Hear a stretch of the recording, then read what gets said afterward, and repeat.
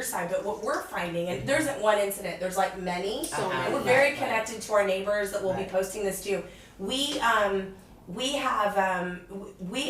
have the police feel they literally are like, sorry, we're really sorry, we can't do anything. It's awful, you know. Yeah. Grant, you. So, I would love to, after being elected, Mhm. have a series of community meetings with police officers who work out of the East Precinct, because Tell you what their challenges are. yeah, because I've heard them say that they have no power, but I also know that they have power that they use when they want to use it, Sure. and so it's easy. We agree. We've it's- met some of them too, where they'll be like, "Well, it's a lot of paperwork," or "Get out of here, I gotta do." right. There's My that. shift's almost over. Yeah, I'm gonna Well, be stuck. in regard to that, Felicia, there was a friend of mine downtown who was talking to a police officer that works in Southwest Portland and talking about some of the issues with the houseless people and crime that can often be associated with them. And this officer told her, "Oh, don't worry about that down here in Southwest Portland. We don't put up with that here." And so this kind of goes back to an issue that you brought up earlier about equity. And whose And voice? you live in East Portland. Yes. You know what we're talking about. Yes. So in the same way that we have these funds going to these different neighborhood associations, preferences being made, we at least I feel like they're sense, holding our we at least side sense hostage. here in East Portland that we're not being treated in an equitable way. Yes. If you talk to the people in Lentz, you'll hear that would be Oh, their. that's their main That was my dialogue. first candidates forum was Yeah. landscapers. Lucky I you. can tell you that I am part of East Portland Action Plan just for that reason. If you familiar with East Portland Action Plan? So East Portland Action Plan was a group of community members, nonprofit organizations that got together 8 years ago now, because we felt like we weren't getting our fair share of resources, that our voices weren't listened to. Even if we went to City Hall, nobody cared that we went to City Hall. In fact, it wasn't until Sam Adams was mayor that there was even this acknowledgement from the city that you're right, East Portland has been neglected, right? We still have streets with no sidewalks, right? Right. You know, when people talk about There's not even sidewalks. no sidewalks, right? I mean, when I was We on get a bus 100 mall on Division, but we got big old potholes. We're gonna say for court, we're gonna have our area flag will be a pothole. Yeah, right. And so and because of that, that's why I started going to these monthly meetings, and I helped develop this plan that we have every year. We go to city council and county commission, and we advocate for our fair share of resources, right? And just like that's why you joined your neighborhood association, that's why I joined East Portland Action Plan. It's amazing, I think, in 8 years, quite frankly, we have finally, we have had a lot of success, right? And the mayor actually comes out and meets with us now, right? Which is, pretty cool.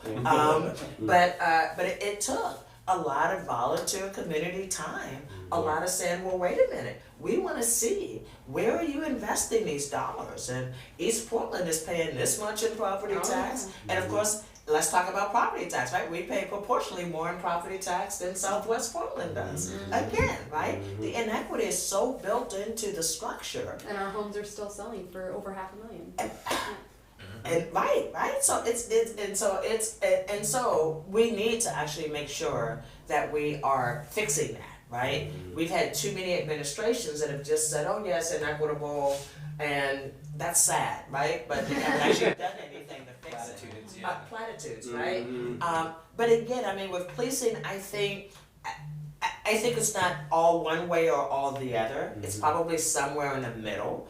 And I'm willing to actually hear. But when I just hear, we gotta have 95 officers this year, and then we gotta have 100 next year, we gotta have 75 the year after that, I'm like, You're like, Well, it is interesting because when we spoke to Wheeler a couple times, that was his whole thing. He just gave numbers. right. And it was like, well, yeah, that sounds right because it feels like the cops aren't not there there. or whatever, or they don't care, or they're not engaged. We But, agree you know, to look into it, yeah. But I think that you're right. Not even thinking about the It's how we're possibility using that them. we're not using them Yeah. to their fullest ability. Right, money. if we're, Yeah. I mean, I just think that if we actually deploy police where community members wanted police to be, rather than having a structure that's very military based, very hierarchical, Right. very, I don't have to do that if I have seniority, right? So even the way we do overtime, I mean, to me, for police, it's a perfect example. Because I would think if we had to have officers for overtime, because we keep saying we have the shortage, then you would take the officers that are the newest and you would give them overtime because A, it helps them make more money, and B, they're building relationships in the community because they're spending more time there. And But frankly, they cost less. And Yeah. quite frankly, that costs less, Right, right. Absolutely, right? But that's not the way our system works. The way our system works is you go to the highest paid police officer first and you offer them overtime. And if they don't want it, you go to the second highest paid police officer and you go down the list, right? So this is why every year we're paying somewhere between $4 and $8 million in overtime, because again, it's how we're spending the money. Because if we had that $4 to $8 million that we were investing in bringing recruits in, we wouldn't have to be having all this overtime, because we'd have younger officers that are learning, that are on the ground, that are getting that experience, so that as they become more senior officers, they have worked in every precinct, they've done every job on the street, and they've built deep relationships in the community. Can I just bring up one thing that you said a few minutes ago? You said we've got school resource officers that are just sitting on their butts at schools. So obviously from that statement, I take it you don't believe that there should be police in schools. I don't. Okay, that's fine. I just want to share with you, I got an email tonight. My son's a senior at Franklin High School, and an email went out to all the parents that there was a student today at Franklin High School that had a gun and showed that gun and displayed it in a classroom, and a kid, of course, took a picture. That's cool, I guess. And Because they all have Snapchat. phones. Post on Facebook. And Facebook. Well, it's Snapchat. Yeah, Facebook is Snapchat, for old yeah. people. It's Snapchat. So posted it, and she was saying, fortunately, because we have a school resource officer that's built great relationships with the students, and we've talked to the kids about see something, say something. That student felt comfortable going to the school resource officer and saying, hey, I saw this picture, this is the kid, and the kid had gone home by then, but action was taken, and she was saying how grateful she was, so you're against it, but would you be willing to talk to school administrators that are in the schools all day long and getting their views, hey, do you think this is a valuable thing? I actually have had that conversation, and I know that the, opinions across the board, Of course, right? right. But most teachers that I've talked to, I'm talking about administration, not the ones Well, that, I'm talking about the teachers, right? The ones that are working with the okay, students. yeah. Most of them are very uncomfortable having police in the school. And they are very straightforward in saying that. I'm sure that's, and some administrators have also said that they are very uncomfortable. So I think, it's a personal thing, right? I mean, quite frankly, some people are comfortable seeing cops. It makes them feel safer. Many people don't feel safer when they see police, right? So Right. it depends, I think, on what your experience has Right. been and what your interactions have been and what you've seen in your community. Right. And so policing is not a safe thing for everybody, right? But if in that particular school, there are some schools that have exceptional resource officers, right? And if those schools made the case for why they should keep them, then maybe they should, but maybe the school should pay for it and not the city. My other question to you is, have you been on police ride-alongs? Have you spent? I have, and I've taken kids on police ride-alongs. Okay, Yes. I was just curious. Yeah. Thank you. Thank Yeah, you for your. and just know I have, police see me as one of their biggest critics, but know that I am someone that I've been at the table for over a decade working on police stuff. I've been on blue ribbon panels. I have worked, in fact, I counted this up recently. I have worked with 8 police commissioners, 13 police chiefs. Wow. And I can honestly say to you that the culture of Portland Police Bureau hasn't changed one iota since I started, right? We've had good police chiefs and we've had bad police chiefs. We've had excellent police commissioners and we've had horrible police commissioners. But the internal culture hasn't shifted not one iota, right? In a time that I've been doing this. And did I say 10 years? I had 20 years, over 20 years of working on policing in this community, right?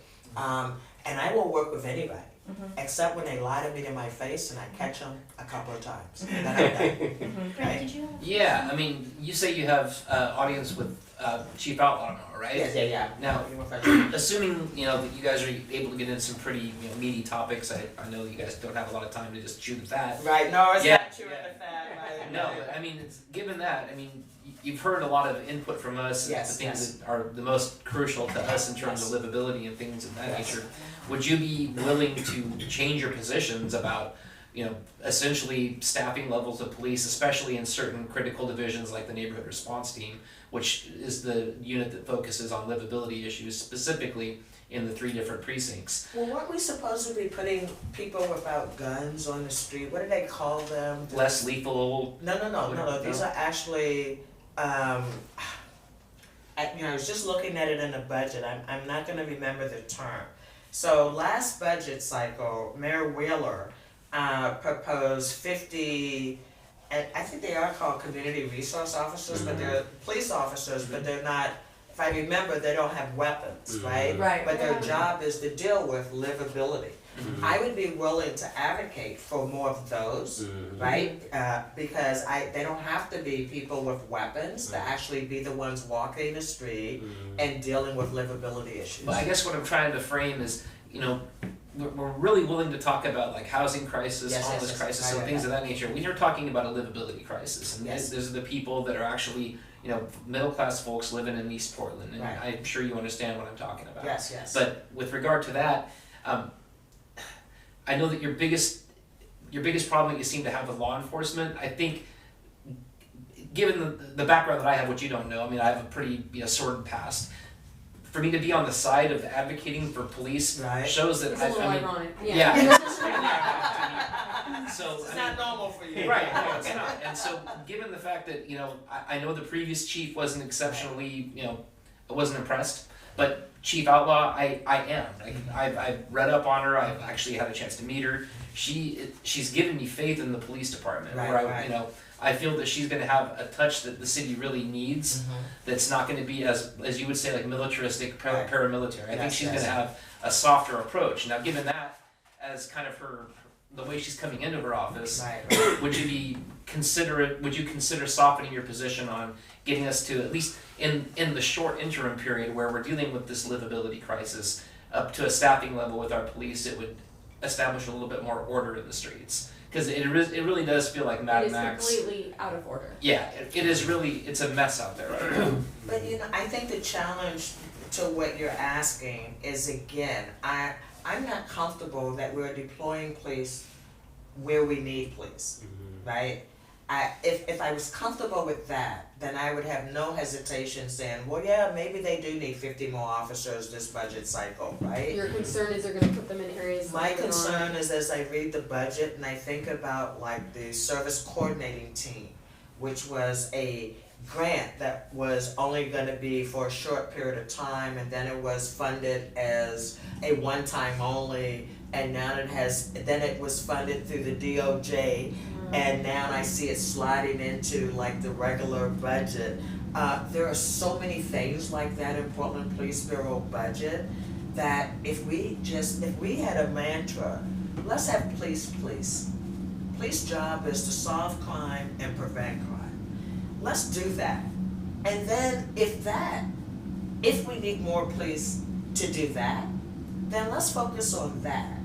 Let's get out of all these other businesses that we now have police in. Well, I'm sorry, I didn't mean to interrupt, but I think I'm not getting my point across. It's like when we see raw data that indicates, just in my neighborhood alone, never mind Lintz and other heavily affected areas, where we see a 44% increase year over year, in property crime alone. That doesn't include the other myriad crimes that are occurring in our neighborhoods. But That you tell me, excuse me for No, interrupting no, you. right ahead. You tell Yeah. me if they get arrested, they don't get prosecuted. So why- It's cyclical. I understand that. But if I give you more police and they're not going to be prosecuted, they're still going to be back on the street, right? Well, yeah, I mean, there's Yeah. definitely issues that go higher up the line. I mean, that I a don't lot of even this think arrest. we've dug into the, I But, mean, I I think mean- Grant has, but I haven't dug in and I just can see weird things going on, you know? We need somebody who's On really the digging. surface, I know for Yeah. me on the surface, to be on the phone, there was an insane person in broad daylight going down my street, screaming all kinds of obscenities. You know, my kids were out on the trampoline Right. thinking like, this guy looks insane, like Right. he's going to do something. Right. And he says, I'm gonna cut your head off, I'm gonna slice you as he's going down, and I'm thinking, he might actually do that, like he seemed really crazy. It took 45 minutes to get through to non-emergency and 20 to get through to 911 when I finally gave up on non-emergency. And I thought, that's a huge problem. Evelyn It Street is. also, there's a tavern up there, it was robbed 2 weeks in a row. On And one Wednesday of, night. on a weekend night, and one of the nights, like literally, cause we're all on like a public service thing online, Right. so we know what's going on. And then he And went this guy around who and robbed the place is running down her road. I mean, we have neighbors on this road, not just Evelyn, Right. with a gun. You know, and Right. people are like posting about it, and they didn't apprehend this guy. I mean, cause they didn't get there timely. Like it's Right. just, it's freaking us out. So I would love to see the data that you have. Oh yeah, I should have. I'm kicking myself for not bringing No, it. feel but free to email it to me at Hardesty@gmail.com. I have to get. I mean, and I'm All not one trying to be word. all like hush hush All about one it. word, no space. All one word, no space. Yes. But I mean, the data that I got was given to me conditional that I'm not share it with everybody in the world. It was given to me by Sergeant Tighe. So I mean, I'd be glad to like meet with you at some other point and show it to you, or you can just talk to Tighe about it. Actually, Outlaw has it. So if Yeah, I you was talk- gonna say, I could ask Outlaw. If you ask her tomorrow about the livability plans in Southeast Portland, there's 4 neighborhoods that are getting them. There's Lentz, Brentwood, Darlington, Gateway, and Park Rose are getting the 4 enhanced enforcement livability plans, and she'll know exactly what. Enhanced enforcement livability plan. Yeah. Want a pen? I have a pen. Yes, thank you. And ask her what those are all about, and you know, I think you'll find that the data that's been gathered by the neighborhood response team in regards to this, you know, property crime explosion that's happened in Southeast Portland especially, might compel you to think a little bit differently. Well, again, I just want you to know that I'm open, and when I get better information, I am willing to change my mind. Yeah, because I'm not a person that's like, we need more cops, yeah, we need more cops. That's not how I'm hardwired. Well, I know that Here I am saying definitely, I feel the same way. I'm like, Oh, yeah. I'm actually wanting more cops. I really appreciate you delving into where we have them distributed, because I don't know all the ins and outs of who is where. Right. And I don't like that the mayor sat there and told us all his numbers, and we should have heard all the numbers that he repeated over and over and over, and we kept trying to push him on them, like saying, well, what does that mean, and what does that do? What does that mean He for didn't my care. community? Yeah, I love And- that, yeah. You know, so I feel like I do wanna know where they're at. Yes. But I am hearing from the ones that patrol that they're the only patrolmen for that day. So, And Joanne, that's a you're problem. about close to time, aren't you? Yeah, about 5 more minutes. Can I ask a final Please. question? Uh-huh. When you talked about, the culture has not changed Right. within the Bureau in 20 years. Uh-huh. What I'd like to know is what it's gonna take to change it. It's gonna take really hiring, it's gonna take recruiting in middle school, making policing look attractive to middle schoolers. It's gonna take To raise a culture of people. to raise a culture of people who wanna be good community police officers. I can tell you that I know a couple of police officers that were born and raised in Portland, have been in the Bureau for less than 5 years, and they are wondering whether they should stay. Yes, And those the- are the ones I But need. wait, but these are the ones that are born and raised in Portland, went to the Love the local city, yeah. school, right? Grew up in the neighborhood, know all the people in the neighborhood.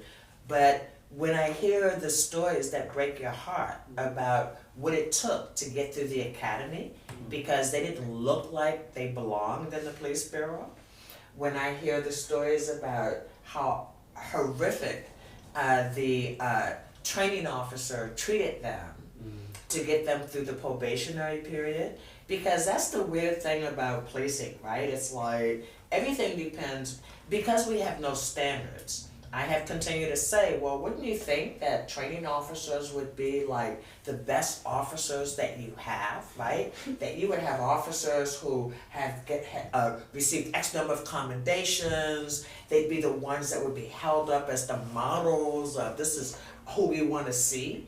No, it's all based on seniority. It's based on who wants to do it and whether or not they're more senior than the next person who wants to do it. To me, that's kind of appalling, because if you have no standard, I mean, when we have a Nazi that's a training officer, even though his record now is clear because the last police commissioner didn't know he was scrubbing his record clean when he did a city council action, that's a problem, right? I know that he's a Nazi because I've lived here and I saw him be disciplined for putting those Nazi plaques up in the park, right? So it's like we have to have standards. We have to say. I do want to know what the standard is, because my neighbor, who at the time was very overweight and a mom of 3 and working part-time, was offered a recruitment letter, which I thought was kind of funny, because Strange. she's late 30s, Right. she was very overweight at the time, and has 3 kids, and works part-time. She has a husband who also works, so like she's mostly a stay-at-home mom. She's like, what am I gonna do? Like, recruiting you? yeah, They like were what are they recruiting gonna her? recruit me for? Like, Sugar.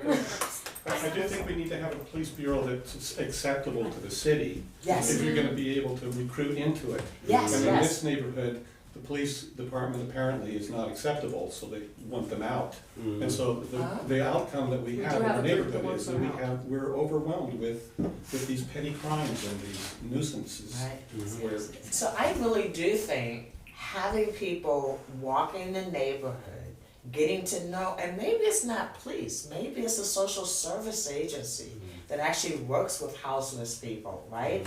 I think maybe we have to you think can creatively. triage who these people are. Yes, exactly, right? Maybe we have to think like creatively about really what is the need that we're trying to address, and then who's the right entity to address that need. Right, because I've been talking to Ibram Mubarak, who started Right to Survive and started a Dignity Village and a Right to Dream. I can tell you that even the worst police chief that we had said publicly that none of those self-organized camps have ever had calls from police. The police have never been called out to do anything at those camps. Because when people self-organize, set their own standards, have their own security, and know exactly what the expectations are, they have no problem. I was surprised. Speaking of Dignity Village, I have a client who has a business right where Dignity Village was, and he was Right. like, it was better then, because that. Dignity Village. Yes. I mean, they cleaned up They after cleaned it up, themselves. yes, They yes. self-policed themselves. Yes. They did all of this stuff, and it's like it's way worse now. Yes, and So- I've heard that over and over again from businesses. And this guy is not your typical. I mean, he's not a fan of. He's very conservative. So it's He's saying that. True. And Enhanced Yeah. enforcement, livability. Yeah, if you just refer to it as a Areas. livability plan for Okay. East Portland, she'll know exactly what you're talking. Okay. I know you have to go. I but do. I want to just piggyback on something that Okay. somebody said earlier. We've talked a little bit about the issues of even if somebody is arrested, then the DOJ doesn't prosecute. Well, actually, And it's the DA. district attorney's office. Yes, okay. And so, in regard to that, I just want to throw this out there for something for you to think about. Are you going to be willing as a city council person to back up the voters when the voters say that we have this law on the books, say for instance about houses that are abandoned and drug dealers are in them? Are you going to be a city council person that's going to defend us at the Department of Justice and say the voters of Portland said that this is what they want done, and therefore we're going to push as a city to show that this is constitutional, that these voters have a right to protect their property? Because what we're seeing is that the city of Portland is not willing to defend us when the Department of Justice says, oh no, we can't do that, that's unconstitutional. We don't see our city backing us up. What did the DOJ say you couldn't If you do? could give a better example, honey, if you could kind of flesh Are you that out. referring to like how they handle squats and zombie Squats. homes? That sort of thing, yes. Yeah, I mean, it's more a county thing than a city thing, at least from what I've gathered. I don't know how much influence you'd have at the city level unless you were at BDS, because I mean, really the issue is if you get a home where there's squatters that have established a certain amount of residency in that place, getting them to move on is extremely difficult because they get the whole accoutrement of rights that you afford a normal citizen. Oh yes, it is extremely difficult to remove squatters from a home. Wow. Yeah, so I mean that's something that you may have some. Honestly, this is going back to the livability plan because there's information written into this plan about how to handle those situations.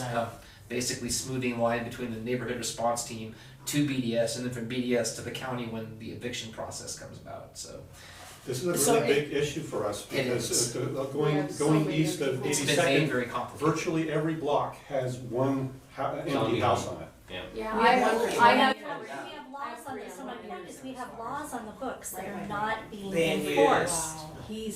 Well, I would absolutely enforce the laws on the books, but I would also work with the county because if these homes had been abandoned or if they're just the bank In owns foreclosure, the Well- somebody owns them. well, but again, so it's interesting how we allow banks to just kind of sit on properties until they get around.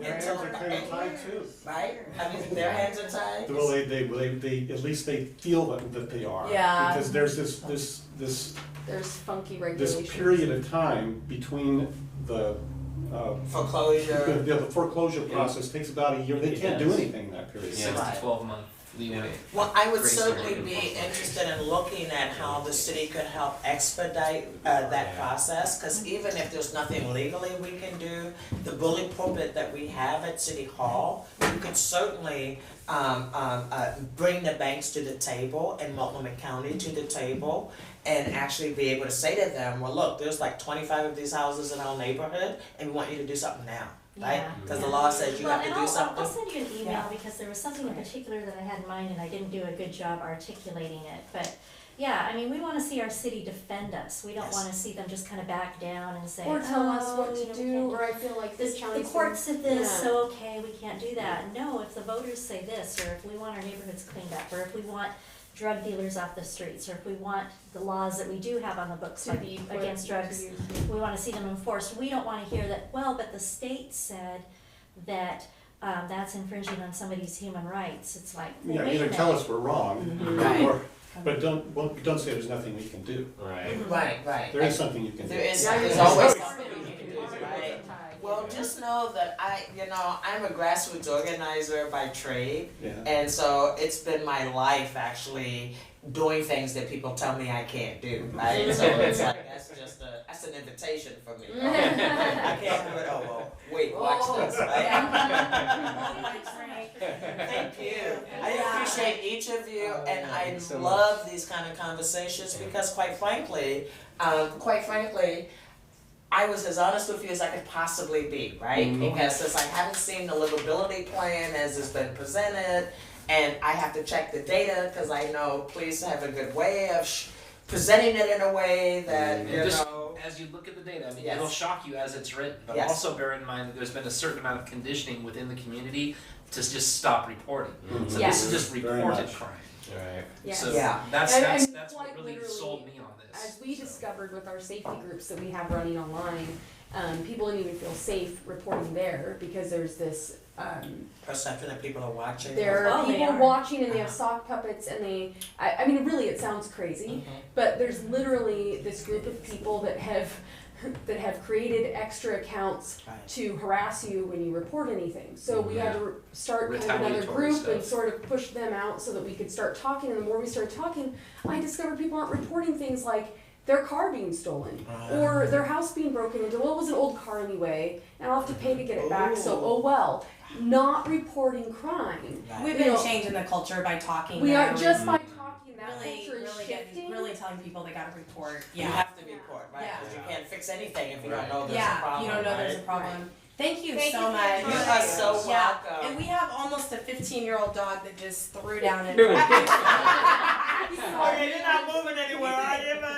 He's like a grandpa. Yeah. And we have a 9-month-old dog. It's so very it dry. might jump Yeah, on my you. pleasure. I'll pick those tomorrow. The baby Oh, of the yes, whole I'm thing. sure to be fine. What am I doing? Oh, with Chief Outlaw. Yeah. I was gonna say, what am I doing tomorrow? I'm sure you got